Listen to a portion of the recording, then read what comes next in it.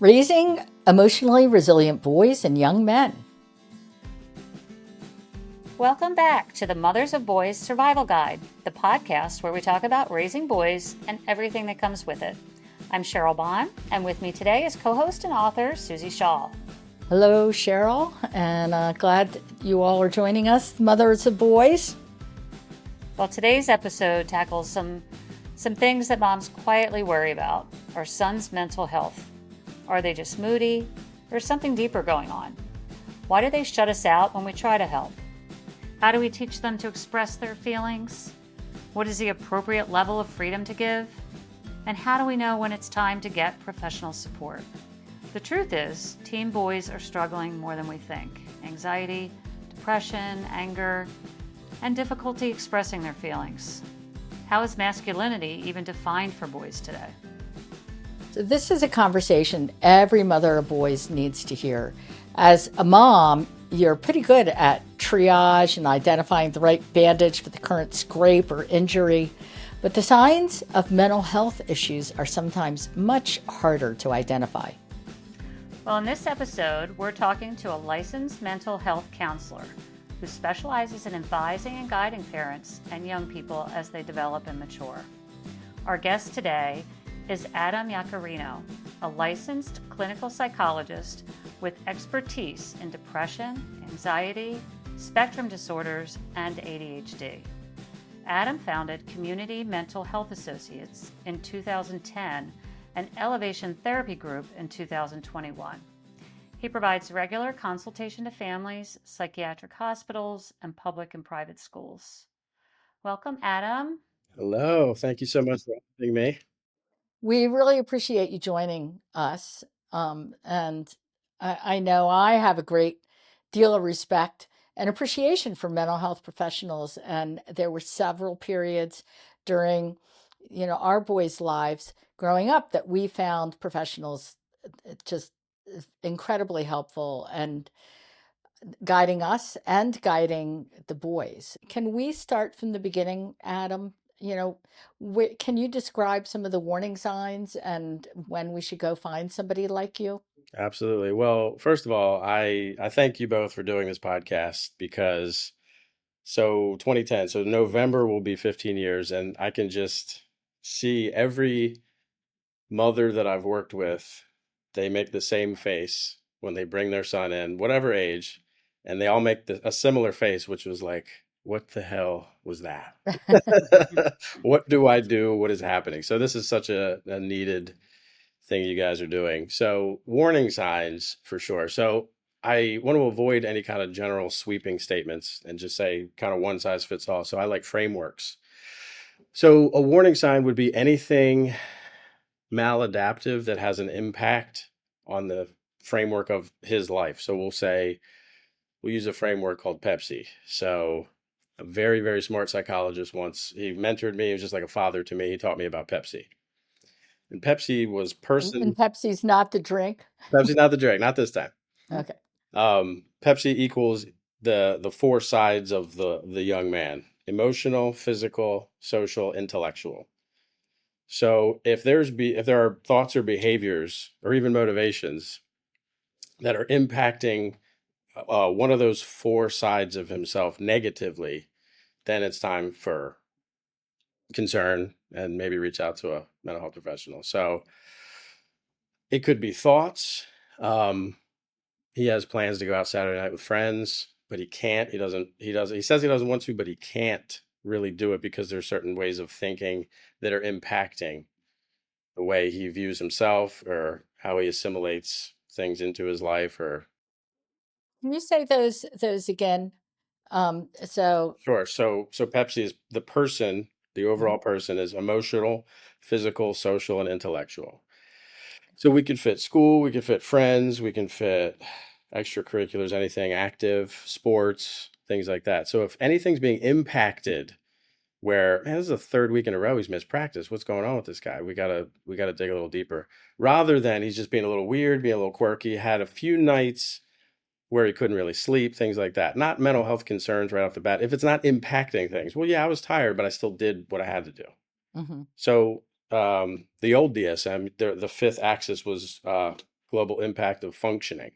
How functional, how is this disorder, if it is a disorder, how is this disorder impacting his everyday life? Mhm. So I mean, something could be mild that we still would want to look into. So on a way of, we want to limit the suffering, limit any kind of emotional distress. That's a thing. If he says like, I'm sad, I'm still doing what I got to do, but I'm sad about something, then of course, then we want to reach out to a counselor as well. But in terms of, you don't know anything other than what you're seeing. But how do you differentiate? I think there's definitely mood swings when they become teenagers, or there's different things. How can you differentiate between typical like teenage behavior and something that would be a mental health concern? Well, if there's mood swings and he's still attending school, still eating, still doing, these four parts of himself, they're still intact. Okay. So we can still function through the mood swings, and we can do things in the bad moods aren't so severe that we're not functioning. Okay. Yeah. I mean, we can pretty much bank on mood swings. Yeah.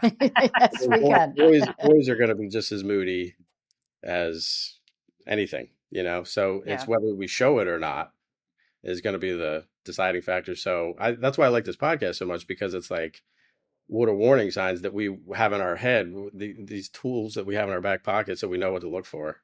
Hmm. You know what I mean? Because they're not always going to come out and be like, I had an emotionally trying math test today. Yeah. One of the things for me that was really important was trying to build trust. And building trust with a teenager is was difficult. It Mhm. definitely ebbed and flowed. And one minute you're their best friend, and the next minute they hate you. Um, and the door's getting slammed. And I mean, the my two boys in the book, I call them Ernest and Exuberance. And I had one that when he was really upset, he would spin down inside himself and get super quiet. And then the other one would spin outward, and you know, there was no question as to whether he was upset or not Mhm. because he was just loud. Yeah. Um, so, what can a parent do to ensure that their child, knows and can trust and can express their feelings, during these sort of. What I've learned is it's less of they hate you and more of they don't have the vocabulary. Hmm. So slamming a door is kind of by default just more instinctual, and it just feels right. I have a surge of whatever adrenaline. I'm very angry, so slamming the door seems like the right thing to do. And I mean, it's unrefined, of course, but that's kind of the thing. So actions don't always equal what's going on inside, which is always a good thing. So if you hear the door slam, you're like, man, that's really something going on that's very severe. When a lot of times it's just a moment, and sometimes it's like 10 minutes later he's back to normal. Right. So once that outer brain, the logic kind of kicks back in, and they're like, dude, it wasn't that big of a deal. But Hmm. in the moment they'll scream and kind of, because a lot of them don't have the vocabulary. So a lot of times in therapy, it's a lot of like feelings, words, and communication techniques of like stopping, forming a sentence, which actually buys them some time, things like that. If you need to do 20 push-ups, that's cool to get like adrenaline out or something. How do we get them to feel comfortable speaking to us when something's bothering them? A lot of times kids are afraid they're going to get in trouble, or they're Sure. afraid Sure. maybe like we want to build that trust and then get them Yeah, to feel comfortable. Do you have any advice for that? of course. I think the worst thing to do would be practice a fire drill in the fire. Yeah. So if the only time you two ever speak is when you're expecting them to share hard feelings, that's a mistake. We have to set a rapport. There needs to be some kind of rapport, relationship beforehand, that we've Hmm. talked about 10 funny things. So the door's open to talk about this one serious thing. So Hmm. sometimes I'll talk to parents and they're like, well, he just never talks to us about anything. I'm like, when was the last time you guys did anything fun together? They're Yeah. like, well, we Hmm. just, so it's like, well, if I never talked to somebody and then I had a tough day, I wouldn't go to them. Hmm. Like, so you need to have that rapport. And I kind of face this in therapy on like the first few sessions, because I've never met this person. It's very clear, like it's clear that they don't want to just come in bursting with personal information about vulnerabilities and things like that. Yeah. So I first need to build that rapport. And I'll even, self-disclose some things if that helps back and forth. So sometimes moms can share, I had a tough day the other day too. And you can tell Hmm. him about it, Yeah. So I think the less formal, the better. Hmm. It's more like a rolling conversation. It Yeah. kind of the door is always open. So the ebb and flow kind of creates this idea that, well, I need some kind of predictable pattern. I need some kind of schedule to know when things are happening. When in reality, it's really just going to come up whenever. We just have to have the door open. He needs to know it's open whenever. Hmm. Can you suggest some coping mechanisms when the boys are going through a stressful time? Sure. I think a lot of teenage, we're focused on more on like a teenage kind of or just all like 0 to 18 or Well, what age do you typically find boys start to come see you? early high school. So 14 to like Hmm. early 20s. Well, so coping for a 5-year-old is going to look different than an 18-year-old. So coping for a 5-year-old is like, color some stuff and give it 9 minutes and we're a different person, right? Hmm. Yeah. A 15-year-old, there tends to be overthinking. So things to giving that monkey brain something else to play with is typically the coping mechanism that works the best. Meaning, I'm exercising, I'm drawing, I'm playing guitar, I'm doing something else to create distance between this thing that was bugging me. Then I can come back in a logical place and revisit. Part two would be communicate with a trusted person. Hmm. And the other thing is, it's therapy comes in all shapes and sizes. So it doesn't always have to be a formal sit down with a therapist. I mean, there's been plenty of, by definition, therapeutic moments between myself and like baseball coaches that he'll kind Hmm. of say something in passing that sticks with me 30 years later. Hmm. I was 10 years old. He said something. I was worried. I was having an emotional reaction to making an error. I was worried. He said, "Well, if you make an error, a mistake, make it at 100 miles an hour. You can't control the air, but you can control your hustle." So that shifted Right. my perspective. 30 years later, I still think, and it wasn't like a scheduled appointment to have that. So I think having the eyes to know what's usable through life Hmm. Hmm. for sure is a good coping mechanism. You can like search for things, because if you're looking for ways or reasons that my life is bad, you'll find them. So a good Right. coping mechanism is to target in on that perspective. Well, what are you looking for all day? Reasons Hmm. why your life is bad or reasons why you're blessed? Yeah. Yeah. You're going to see you're going to see what you are focusing on. Totally. Yeah. Totally. When my when my boys were teens, and something I do for myself is what I call soul putty, and that is for me is music. I play the guitar, but it's putty that's going to fill the cracks in your soul. How do you make yourself feel better by yourself? It could be run, it could be a walk, reading, whatever. The Totally. thing doesn't Totally. matter, Totally. right? Mhm. I love that. I love soul putty. We could all use some soul putty, I love right? that. I love that. On a fundamental level, if something seemingly dangerous happens, and by danger, I don't mean an actual predator chasing us, but if we brand something, if we have a core belief, we need to be liked all day, every day by everyone, something like that, and then reality sets in, and then we're not. If somebody gives us a dirty look or something, it kind of clashes with that core belief. It really will send a signal to your nervous system we're in trouble. Mhm. Hmm. So that instant instinctual primal response, it really does put you in kind of a whirl, anger, fear, whatever. And it does take a few minutes to kind of get out of it before you have a real metric of how severe this actually was. And Mhm. then when you're in that logical place, you can play it out and be like, well, on a scale of 1 to 10, it's like a one. Because if they had a bad thought about me, A, I don't even know about it. And B, my life changes in zero ways, you know? Right, But then Mhm. you can right. start thinking in that way. So I think coping mechanisms kind of come down to finding a way to chill out until you can think clearly. Hmm. Because once they're in that That's great advice. yeah, I think Right. once they're in Yeah. that place where they can think clearly, and that is the good part about therapy because that is a place of logic. So they're typically not angry in that meeting, but they say, "Well, I did A, B, and C this week." And then when we talk about it, they get to see all the discrepancies. It's like tracing paper. They're like, Mm-hmm. well, I did A, B, and C. That was stupid. I can see that now. Mm-hmm. Right. Right. So, as a parent, let's say that you've come to the conclusion that you're in over your head and you want to find somebody to help you Mhm. navigate, the stress that is going on. Sure. So where do you start? Do you start with the school counselor, the pediatrician, and how do you find the right counselor for your child? Right. I think obviously your son spends most of his time at school. So any information from school or teachers, I mean, they spend all kinds of time with your son. So they'll pick up on things. So that it's always a good idea to start with school. The school counselor is good for kind of an after conversation of like, we see this, this, and this. What do you think? I think teachers are the people to talk to Mm-hmm. because they actually watch your son in the middle of battle.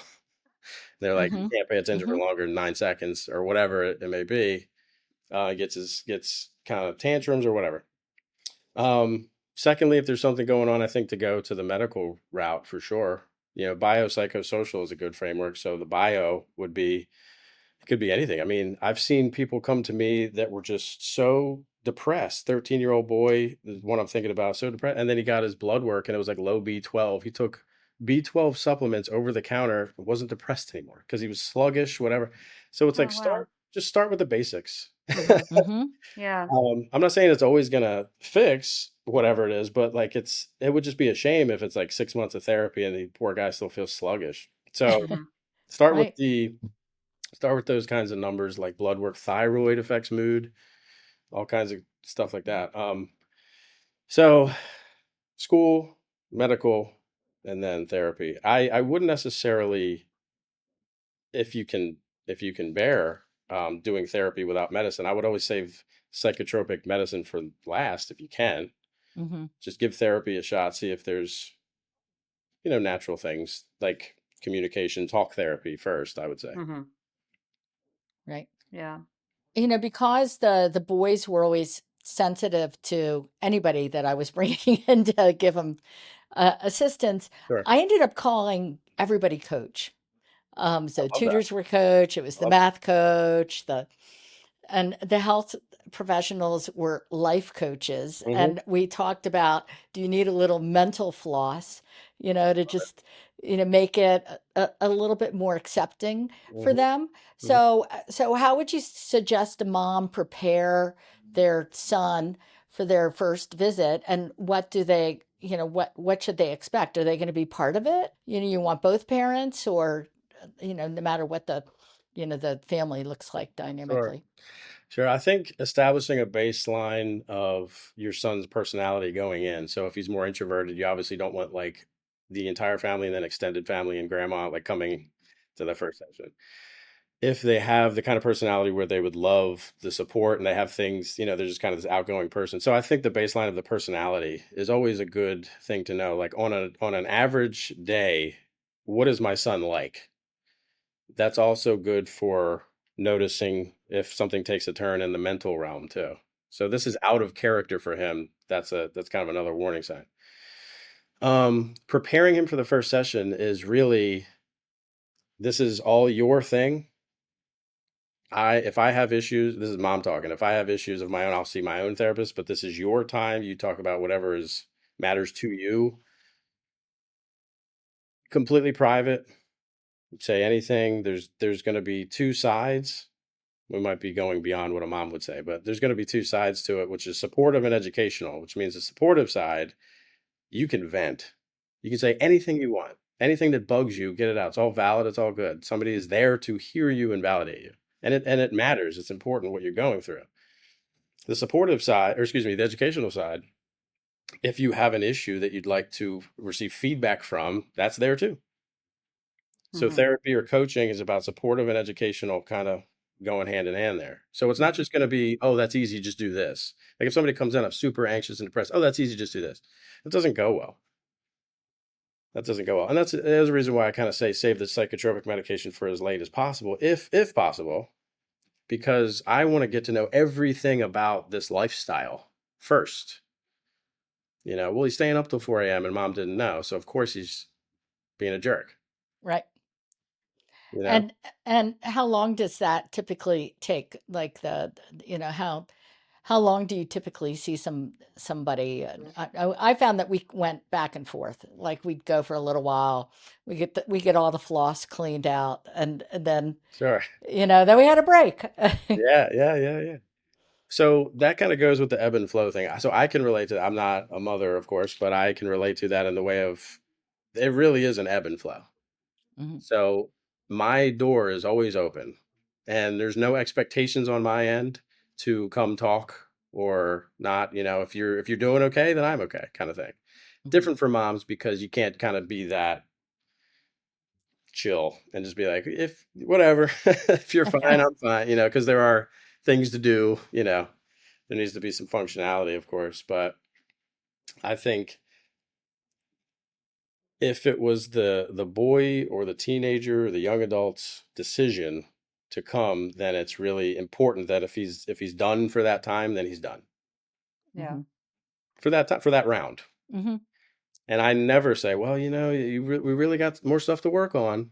I really mhm. rarely say that because I just want them to know the door's open, come back anytime. It's just we don't get that a lot of times in life where it's just like you get to call the shots and like be totally honest and Hmm. no consequences.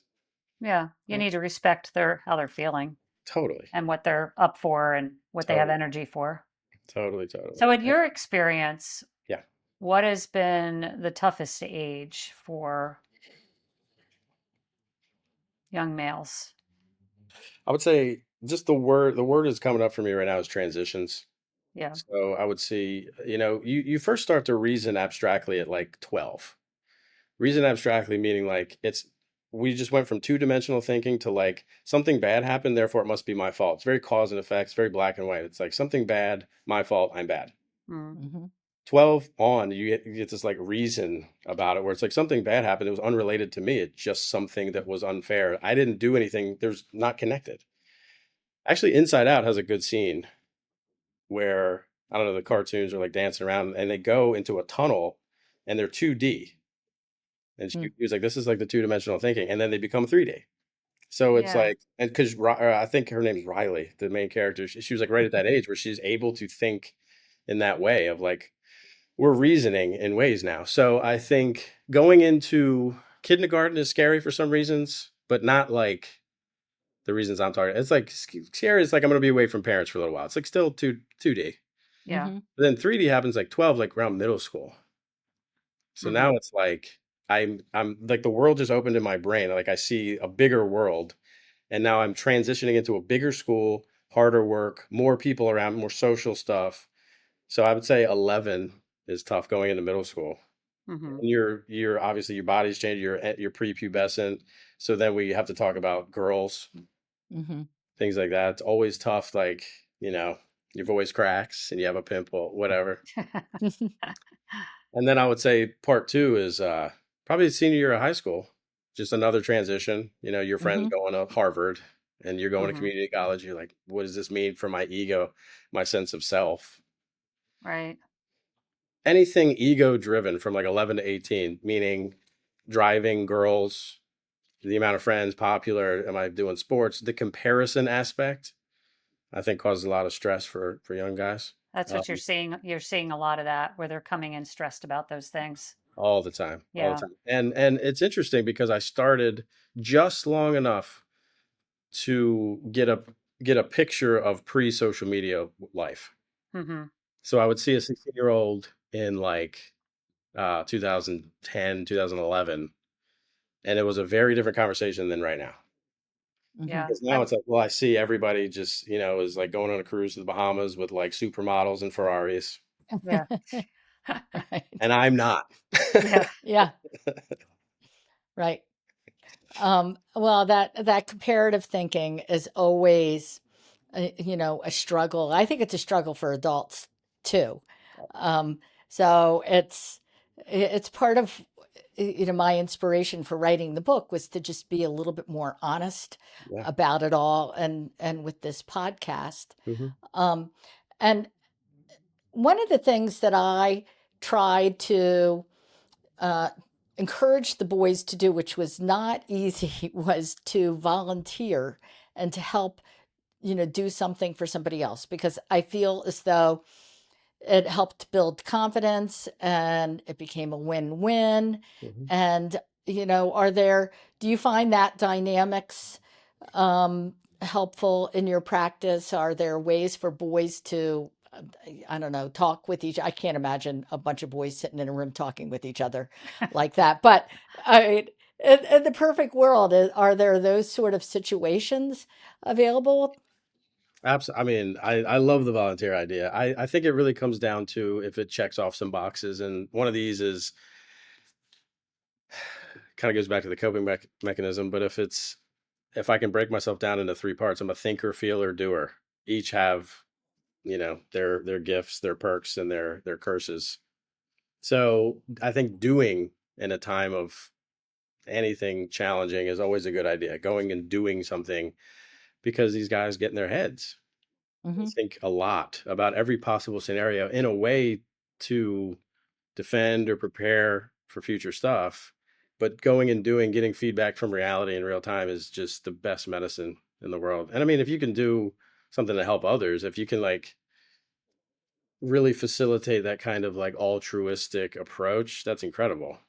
Yeah. Well, You can Special turn it into that. Olympics was always one of those great opportunities, because they needed huggers.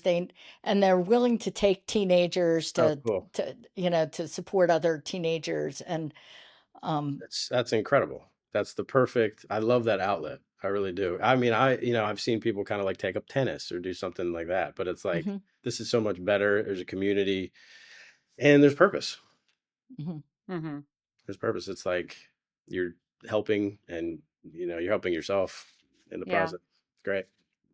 So, Adam, uh, since COVID, it seems to me like teleappointments are much more prevalent. Do you think they're still effective for teenagers and teenage males? I really, really do. I really do. And I'm reminded of a story, a quick one. Hmm. Um, where I was on a phone call, which is very rare for me. I at least do video. We kind of like traditionally we kind of like to see facial expressions and things like that. But whatever for whatever reason, we were just on the phone, and I was opening up a drink like a Coke or something, and I pushed mute so this guy didn't have to hear the obnoxious thing of the Hmm. can opening, and I didn't take it off mute. I just forgot. And I'm listening and I'm kind of saying, uh-huh. And I asked the question. There was a kind of a pause and I asked the question I was interested in. I was like, what happened there? Or something like that, just leading. But he didn't hear me, obviously. So there was to him, there was a silence. Right. That continued probably like three or four times when I'm looking back, just thinking about like he can't hear me at all. He ends up going into this emotional place and getting very very like upset and starts crying. He just needed silence to kind of work some things Hmm. out. Yeah. And so, and mind you, we had met in person every time up to then, and he never got to that place ever. Hmm. So for a guy like that, it was better that I wasn't sitting there staring at him because Hmm. he was more comfortable just talking and kind of like just knowing I'm there, but not staring at him. It wasn't invasive. Mm-hmm. Right. So he cried and he had like this nice moment of like, yeah, I just needed to get that out. It was like a really nice thing. And I was on mute. I was talking to him. So I unmute and I was like, oh, okay, okay. I wasn't Yeah. being this genius therapist because I wasn't letting it breathe like I should Yeah. have. Yeah. I think as moms too, we tend to want our child comes to us. They're hopefully coming to us because we've helped them feel vulnerable and safe.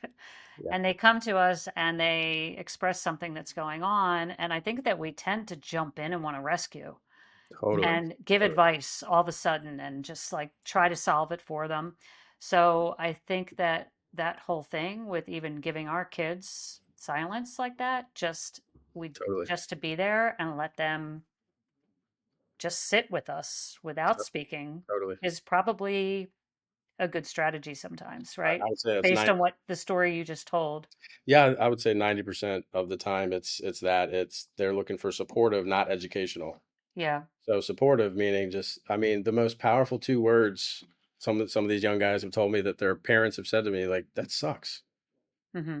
parents are just like, that sucks. Yeah, just Mhm. understanding Just without understand. coming in and trying to give Yeah. advice.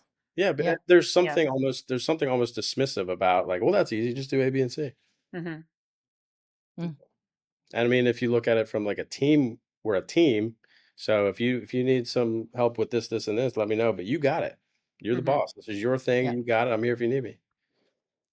Well, and that's part of that transition to independence that you need to work through as a parent and as a child in that high school period because we want them to become independent and launch and Yeah, make decisions. And if we're making decisions for them nonstop and they don't do it for themselves and they don't totally. fail, then they Totally. miss that opportunity. Totally.